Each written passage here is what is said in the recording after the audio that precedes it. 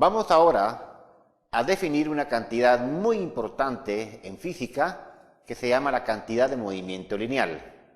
Básicamente la cantidad de movimiento lineal, que la vamos a denotar con la letra P y tiene un carácter vectorial, es una propiedad de la partícula. Veámoslo así.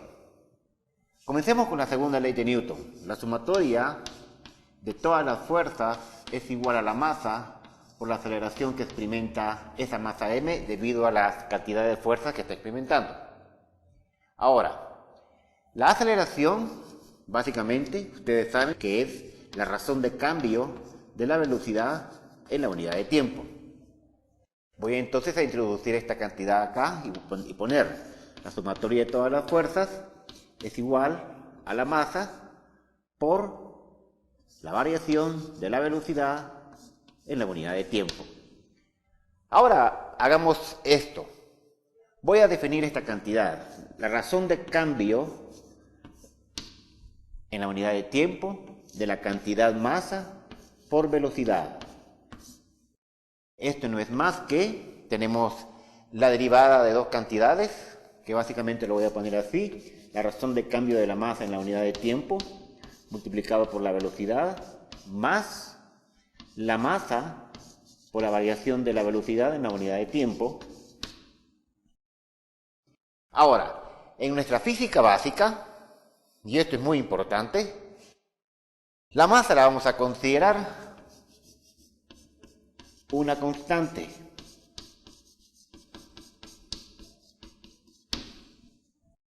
En realidad, la masa varía con la velocidad, eso se mira en la teoría de la relatividad, pero básicamente en nuestra física básica, la masa va a ser una constante. Y esto implica que si la masa es una constante, la variación de la masa en la unidad de tiempo tiene que ser 0. Por lo tanto, esta cantidad se nos va a 0 y me queda que simplemente la razón de cambio en la unidad de tiempo de la masa por la velocidad va a ser igual a la masa por la razón de cambio de la velocidad en el tiempo, y esto que está acá es precisamente esto que tenemos aquí. Ahora, la cantidad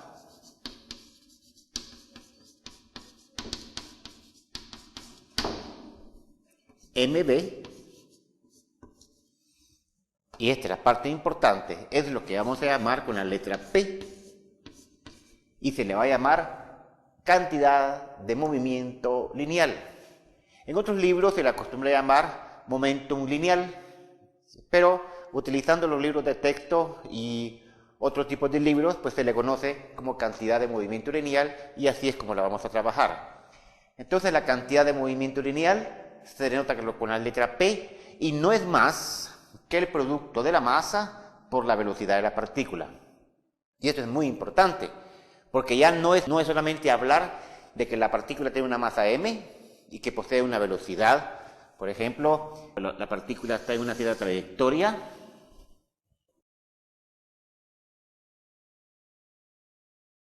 En la trayectoria sabemos que la velocidad es tangente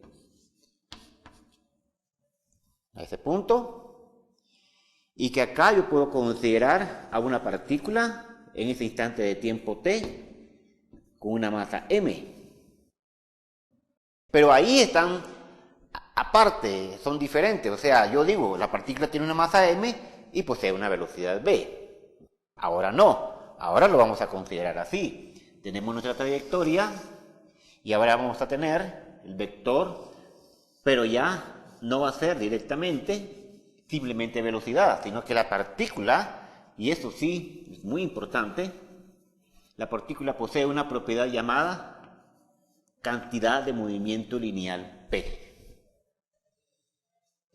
En este momento simplemente estamos definiendo la cantidad, pero más adelante en físicas más avanzadas esta cantidad de movimiento lineal P juega un papel muy importante en la teoría. Ahora, escribiendo la segunda ley, podemos decirlo así, que la sumatoria de todas las fuerzas es igual. Ahora ya no voy a escribir masa por la razón de cambio de la velocidad en el tiempo, sino que ahora así como lo estamos diciendo, esto que está acá, la masa,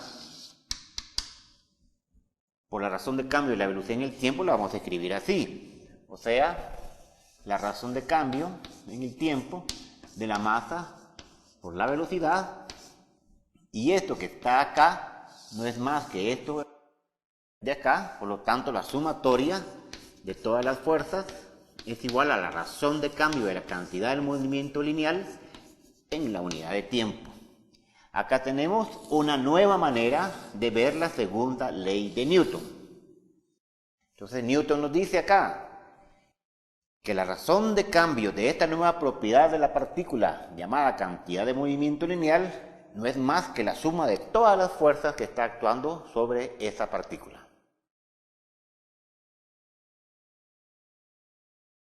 Hemos escrito entonces la segunda ley acá como la suma de todas las fuerzas, como la razón de cambio de la cantidad de movimiento lineal en la unidad de tiempo, donde P es una propiedad nueva de la partícula que define la masa por la velocidad. Ahora, hay un hecho muy importante, y es que la evidencia experimental nos ha dicho que, aunque la masa sea variable o no sea variable, esta expresión siempre es válida. Habíamos deducido esta expresión diciendo que la masa era una constante, pero, insisto, que los hechos experimentales han mostrado que esta expresión es completamente general, sea o no sea la masa constante. Ahora vamos a hacer una aplicación. Vamos a hablar de lo que se llama impulso. Y lo vamos a denotar con la letra I. Y obviamente, como vamos a ver, tiene un carácter vectorial. ¿Qué vamos a entender por impulso? Fíjate bien. Vamos a colocar una pelotita acá. Ahora, fíjate bien. Coloco la pelotita a una altura dada, la suelto y rebota. Fíjate bien. Cuando llega al suelo, ahora vamos a decir que la pelotita tiene una masa y llega con cierta velocidad. Vamos a decir ahora que tiene una cantidad de movimiento lineal al inicio acá. Después del impacto, la pelotita cambia la dirección de su velocidad y se dirige hacia arriba. O sea que ahora tiene una masa por una velocidad hacia arriba después del impacto. ¿Te das cuenta? Ahí. Lo que me interesa y quiero que pongan mucha atención es en el proceso del impacto o en el proceso de choque. ¿Cuánto tiempo dura el choque? Acá. Si te das cuenta es muy pequeño. Puede ser de unos milisegundos, son menos de un segundo. Pero lo que nos interesa no es ni la velocidad inicial con que sale la pelotita acá, ni la velocidad final con que llega hasta arriba, sino que es este proceso de choque. Esto es lo que nos interesa en lo que vamos a definir como impulso. Imagínate ahora, por ejemplo, que estás jugando béisbol, por ejemplo, que la pelotita viene dirigida al bate, le pegas con el bate y de repente la pelotita cambia la dirección de su movimiento. ¿Cuánto duró la pelotita cuando pegó en el bate? También fue un corto tiempo. Entonces, este proceso es el que nos interesa. Al igual cuando estás jugando fútbol, por ejemplo, que la pelotita viene hacia ti, la pelotita viene en cierta dirección, tú vienes, le das el golpe con el pie y cambia la dirección de la velocidad de la partícula. ¿Cuánto tiempo dilató esa pelota en la punta del zapato de tu pie? Pues un corto tiempo. Entonces quiere decir que básicamente hay una fuerza aplicada por la mesa sobre la pelotita, llamémosle así, grande, en un corto tiempo. Así, cuando tú juegas con la pelota de fútbol, le pegas, hay una fuerza grande aplicada en un corto tiempo. O cuando estás jugando ping-pong y la pelotita pega con la raqueta, hay una fuerza grande en un corto tiempo que cambia, y esto es muy importante, cambia la dirección de la cantidad del movimiento. La pelotita venía en una dirección, pega y ahora sale en otra dirección. Esto también es muy útil en el análisis de choques. Por ejemplo, cuando hay un choque entre carros, Hay un cambio en la cantidad del movimiento lineal. Y así, en la vida cotidiana, pues tú puedes imaginarte una cantidad de eventos donde hay una fuerza grande en un tiempo muy corto. Y lo que se produce es un cambio en la cantidad de movimiento lineal. Entonces, lo vamos a ver así. A la sumatoria de todas las fuerzas, simplemente le voy a llamar una fuerza F, fuerza total, para no estar colocando a cada momento fuerza I. Una fuerza F, cualesquiera. Vamos a hacerlo de esta manera. La razón de cambio del momento lineal, una variación infinitesimal de esta cantidad llamada cantidad de movimiento lineal va a ser igual a la fuerza por un infinitesimal de tiempo. Ahora voy a proceder a sumar.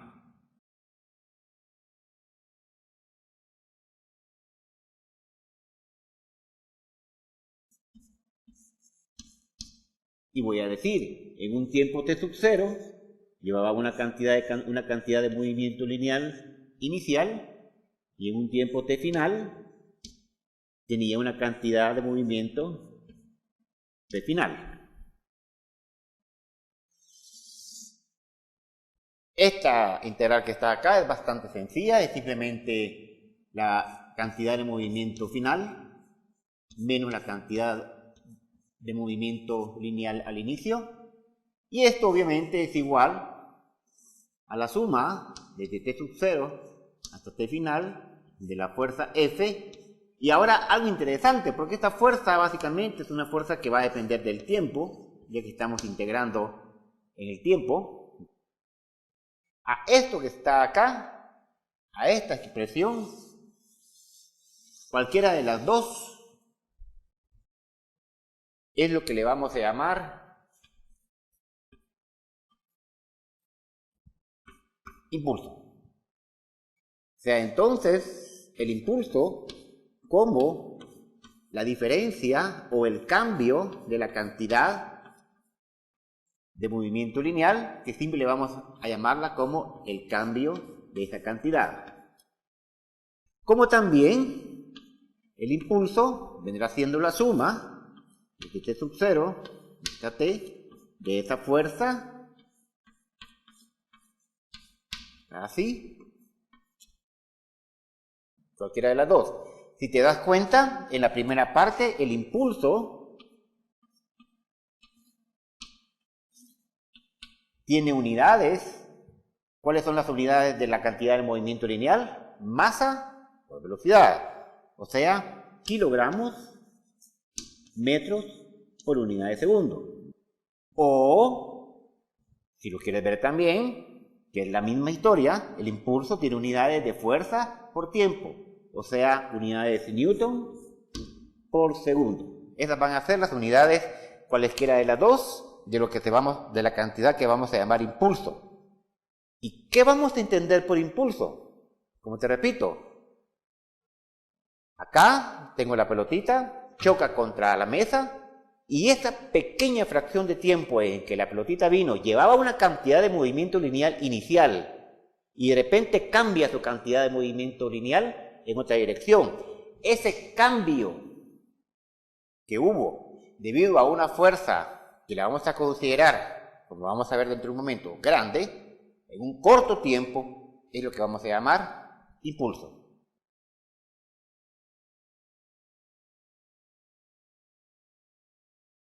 Ahora, en la física básica, por ejemplo, no vamos a considerar fuerzas que sean dependientes del tiempo. Lo regular no se hace. Esto es otro tipo de mecánicas. Ahora, para solventar este problema, quisiera resumir algo. Y es que, por ejemplo, ¿qué te diría? Si tú tienes una función f de x, y acá tiene x. Tienes una función cualesquiera por acá, y quieres encontrar, por ejemplo, un teorema del valor medio. Entonces, entre dos puntos cualesquiera, por ejemplo, un punto A y un punto B, acá así, y quieres encontrar un valor medio, digamos, que le vamos a llamar así una función media acá, lo que se hace es lo siguiente: se considera este rectángulo que estoy dibujando acá, básicamente, y digo, ese rectángulo tiene un valor medio que es igual a la altura supuesta acá, multiplicado por la base. La base simplemente es b menos a. Pero se requiere que el área de ese rectángulo que está acá sea igual al área por debajo de la curva. O sea, a esta. De A a B. Básicamente esto es lo que nos dice el teorema de valor medio. Entonces yo me imagino lo siguiente. Imagínate acá una fuerza, por ejemplo, en una dimensión que depende del tiempo. O hagámoslo así en general. No tiene por qué ser en una dimensión que depende del tiempo acá, pero que el impacto es en un tiempo muy corto y la fuerza es muy grande. O sea que yo puedo decir que de repente choca y se da una fuerza muy grande en un intervalo de tiempo muy corto. Entonces voy a hacer exactamente lo mismo. Voy a considerar, por así decir,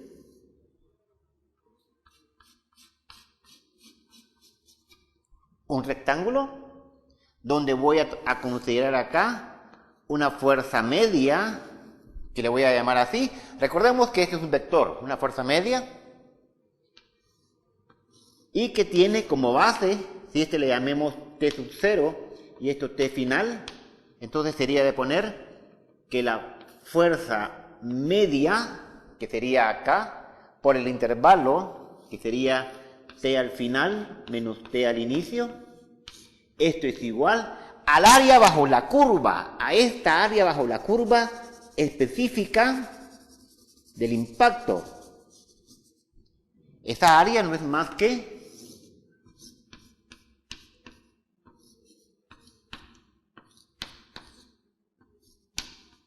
esto que está acá. Y esto, específicamente esto, es lo que hemos llamado impulso. En resumen, tenemos entonces que la cantidad de movimiento lineal que denotamos con la letra P no es más que la masa de la partícula por la velocidad de la partícula. La segunda ley, y la podemos escribir así, que la fuerza es igual, entiéndase esto como la suma de todas las fuerzas, no es más que la razón de cambio de la cantidad del movimiento lineal en la unidad de tiempo. Y que hemos ahora definido algo que es impulso. El impulso no es más que una fuerza aplicada grande en un tiempo muy pequeño, un corto tiempo t acá, delta t, donde básicamente el impulso no es más que el cambio de la cantidad del movimiento lineal, fíjense bien, el cambio de la cantidad del movimiento lineal, como la fuerza media por el intervalo tiempo en que se hace. Básicamente esto es lo que vamos a trabajar en nuestra física básica. Ahora veamos el siguiente ejemplo. Hagamos de cuenta que yo vengo y lanzo esta pelotita, fíjense bien, la lanzo aquí al suelo, ¿ya? La lanzo al suelo desde una altura dada. Hagamos de cuenta que se lanza hacia el piso con una rapidez inicial de 1.5 metros por unidad de segundo, desde una altura y sub 0 igual a 1.5 metros también. Y que rebota hasta una altura final de 0.96 metros. ¿De acuerdo? O sea que vengo, lanzo la pelota, la lanzo desde una altura de 1.5 metros, con una rapidez inicial de 1.5 metros por unidad de segundo, y que cuando rebota sube a una altura de 0.96 metros. Entonces la pregunta que nos hacen es, ¿cuál es el impulso que le ejerce el piso a la pelota? ¿Y cuál es la fuerza media que le ejerce el piso a la pelota si el tiempo que tarda en el impacto es de 20 milisegundos?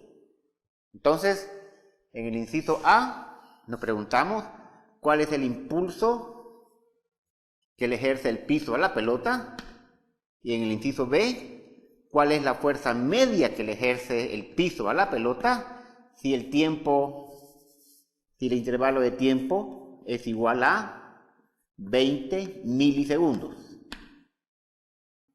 Entonces, para la primera parte, básicamente para el inciso A, decimos que el impulso no es más que el cambio en la cantidad de movimiento lineal. O sea, ese impulso es igual a la cantidad de movimiento final menos la cantidad de movimiento al inicio.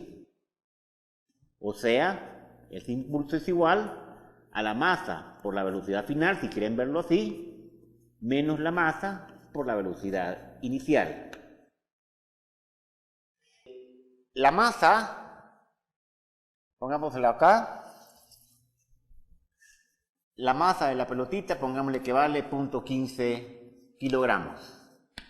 Bien. Observa bien esto. Aquí he puesto dos estados, un estado inicial y un estado final, que bien le puedo llamar un punto D o un punto A, o como tú quieras llamarle. Simplemente es un estado final y un estado inicial en el momento del impacto. Pero, por ejemplo, esta velocidad inicial que está acá no significa la velocidad inicial con que yo lo estoy lanzando. Tampoco esta velocidad final que está acá significa la tal velocidad que con la tal pelotita está llegando a mi mano acá. No, básicamente se trata de la velocidad, esta cantidad que está acá al inicio va a ser mi P sub 0 que está acá cuando llega al suelo, y esta cantidad que está acá al final va a ser mi cantidad de movimiento final cuando rebota del suelo. O sea que básicamente es esto. Pega acá, momento inicial acá, rebota la pelotita, momento final. Nada que ver con una cantidad inicial que yo lo lancé o qué pasó antes del choque, sino lo que me interesa es el choque. Exactamente eso. Por lo tanto, llamémosle, por ejemplo, para no estar ahí confundiendo velocidad inicial, velocidad final con cantidades iniciales acá así, llamémosle, por ejemplo, acá la cantidad del movimiento en el punto A y acá en el B como estado inicial y como estado final, para hacerlo de esa manera. Entonces yo puedo decir, el impulso que le ejerce el piso a la pelotita va a ser igual a la cantidad del movimiento final en el punto B menos la cantidad de movimiento al inicio que le llamé A. Como te digo, dos estados, uno inicial antes de chocar y uno final ya cuando sale disparado después del choque, que le puedes poner cualquier nombre. Ahora, esto que está acá lo puedo escribir así. Esta cantidad llamada impulso no es más que la masa por la velocidad en B menos la masa por la velocidad en A. Ahora, aquí yo tengo el vector. Obviamente, aquí no vamos a poner en este acuerdo. Nuestro sistema de referencia a utilizar va a ser simplemente el sistema XY, así en el plano, donde le asociamos el vector unitario Y en dirección X y el vector unitario J en dirección Y. Y con estos dos vectores Y y J generamos el espacio vectorial en dos dimensiones. ¿Por qué? Porque necesitamos escribir vectores. Ahora, ¿cómo encuentro las velocidades, por ejemplo? Acá, la velocidad, digamos aquí en A, esta velocidad en A. Fíjate bien, lo puedes hacer por caída libre. Yo lanzo la pelotita desde una altura de 1 punto. Acá, con estas cantidades, yo puedo tener aquella relación que me dice, por ejemplo, que te diría que el desplazamiento en Y es igual a la velocidad inicial en y por el tiempo menos 1/2 de la gravedad por el tiempo al cuadrado. Tú puedes pensar en eso, o puedes pensar también que la velocidad final al cuadrado es igual a la velocidad inicial al cuadrado más 2 veces la gravedad por el desplazamiento en y. Bueno, aquí sería menos 2 veces la gravedad por el desplazamiento en y. Podrías pensar en eso, pero ya que estamos trabajando con energía, hagámoslo con energía. Vamos a ver, después tú lo puedes comprobar por medio de estas expresiones. Por ejemplo, tú puedes decir, vamos a ver, toda la energía mecánica del sistema, en el momento en que yo lo lanzo, se tiene que convertir acá. Como el sistema es conservativo, básicamente yo puedo decir que la energía, aquí se voy a poner al inicio, es igual a la energía en A. Aquí, en A. ¿Qué pasó al inicio? Al inicio yo estoy lanzando la pelotita. Lleva energía cinética, 1/2 de la masa por la velocidad y el inicio al cuadrado. Aparte de eso se encuentra respecto al nivel del piso a 1.5 metros. Y al nivel del piso, ahí voy a poner mi energía potencial 0. O sea, que básicamente la pelotita se encontraba, por así decirlo, a una cierta altura de mi nivel 0 acá, del piso, y por lo tanto tengo mg y sub 0. ¿Y eso qué va a ser igual? Va a ser la energía mecánica cuando llega al punto A, o sea, cuando llega al suelo. Cuando llega al suelo tiene una energía cinética, 1/2 de la masa por la velocidad en A al cuadrado. Pero mi nivel de referencia para la energía gravitacional ahí es 0, por lo tanto más 0. En conclusión, esta velocidad que está acá, si te das cuenta, la masa se me cancela por todos lados y me queda que la rapidez en A no es más que la raíz cuadrada. El 2 pasa multiplicando y me quedaría que es igual a la rapidez inicial al cuadrado más 2 veces g y sub 0. O sea que esa rapidez en A es igual a, los datos serían 1.5 al cuadrado más 2 veces por 9.8 por la altura, que es 1.5. Realicemos el cálculo.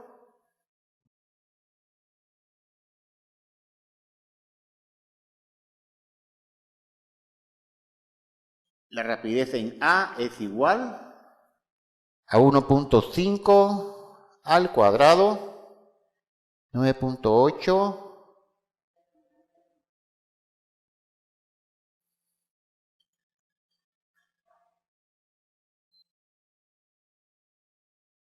5.63 metros por unidad de segundo. Muy bien, esa sería entonces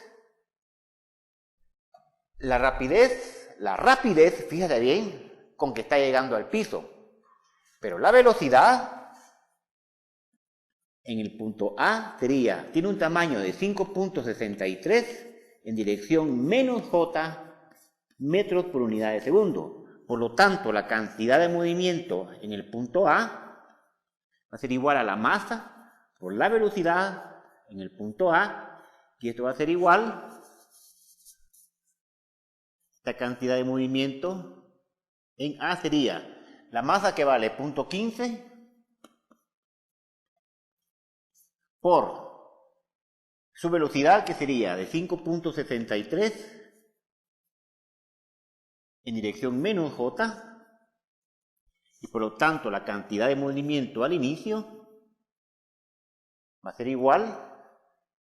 Multiplicamos entonces el valor de la velocidad, de la rapidez, o el tamaño de la velocidad, por 0.15, que es la masa, y eso me da 0.84. Por lo tanto, aquí tengo que esto es igual a 0.84 en dirección menos j, unidades, si ustedes quieren ponemos newton por segundo.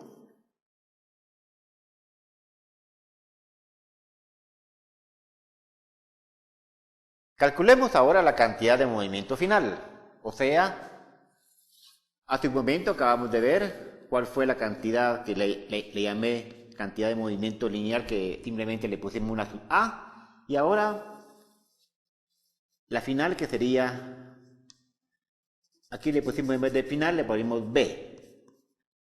Muy bien, ¿qué tenemos ahora en esta información del problema? Básicamente dice que la pelotita sube hasta una altura final de 0.96 metros. Entonces, básicamente, bajo el punto de vista de energía, ¿qué podríamos decir? Que toda la energía cinética acá se ha convertido en energía potencial. O sea, que un medio de la masa por la velocidad en v al cuadrado, que es la energía con que sale disparada del suelo, toda ella va subiendo hasta que se detiene, hasta una altura de 0.96 metros, y eso se ha convertido básicamente en energía potencial. Por lo tanto, aquí se cancelan las masas, y me queda que la rapidez de v no es más que la raíz de 2 veces g por y final. O sea que esa rapidez en v sería la raíz de 2 por 9.8 por la altura final que alcanzó, que es de 0.96 metros.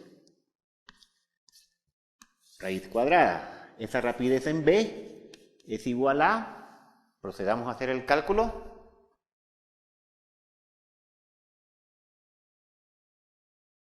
sería 9.8.96, 2 por raíz cuadrada, 4.34 metros por unidad de segundo. Esa sería la rapidez en v.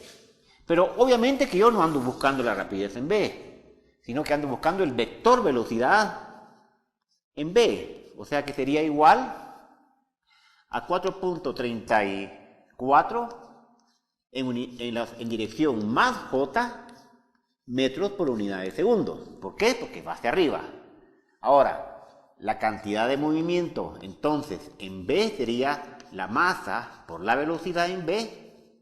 O sea que esto básicamente sería la masa, que era de 0.15, por la rapidez, que en este caso es 4.34, en dirección más j.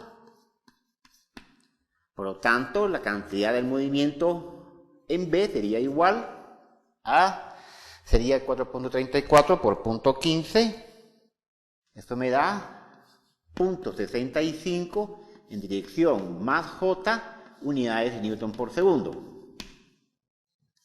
Por lo tanto, el impulso no es más que el cambio de la cantidad del movimiento lineal, o sea, P al final, que le llamamos P en B, menos P al inicio, que le llamamos P en A. El impulso, entonces, es igual a,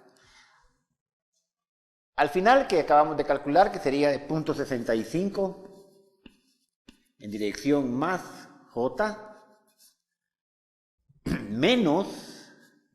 menos acá, al inicio, que acabamos de calcularlo acá, que sería 0.84 en dirección menos j.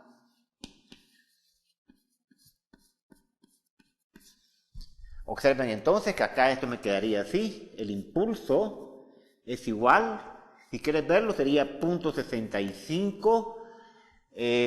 Lo voy a poner así. Más j. Vamos a hacerlo paso a paso. Este menos con este menos acá me da más 0.84 más j, observa que ahora se suman, y entonces básicamente sería 0.65 más 0.84. El impulso viene siendo igual 0.65 más 0.84 a 1.49 en dirección más j newton por segundo. He ahí entonces el impulso que le ejerce el piso a la pelota en el momento del impacto. O sea que básicamente lo que tenemos es esto. La pelota viene, pega en el piso con cierta cantidad de movimiento que le llamamos P sub A, después sale del piso con una cierta cantidad de movimiento que le llamamos P sub B, y hay una cantidad que es la que le ejerce, lo voy a poner acá,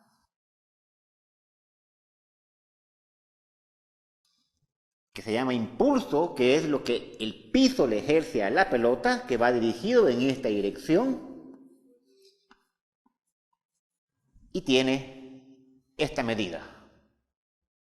Ahora nos están preguntando cuál es la fuerza media que le imprime el piso a la pelota, si el tiempo que dura es de 20 milisegundos. Entonces, Sabemos que la fuerza media, y lo voy a poner aquí así, por el intervalo de tiempo que dura, no es más que el impulso o el cambio en la cantidad de movimiento lineal, ahí como ustedes quieran verlo. Ahora, ya conozco cuánto vale el impulso, por lo tanto, esta fuerza media sería igual al impulso dividido el intervalo de tiempo que dura. Aquí estoy poniendo como fuerza media, pero ya les hice ver que esta cantidad es un vector. Muy bien, entonces tenemos que el impulso es igual a 1.49 en dirección más J, newton por segundo, dividido el tiempo, que sería 20 milisegundos. Y un milisegundo es 10 a la menos 3 segundos. Por lo tanto, esa cantidad de 1.49 la divido entre 20, exponente 3 negativo, y esto me da una fuerza media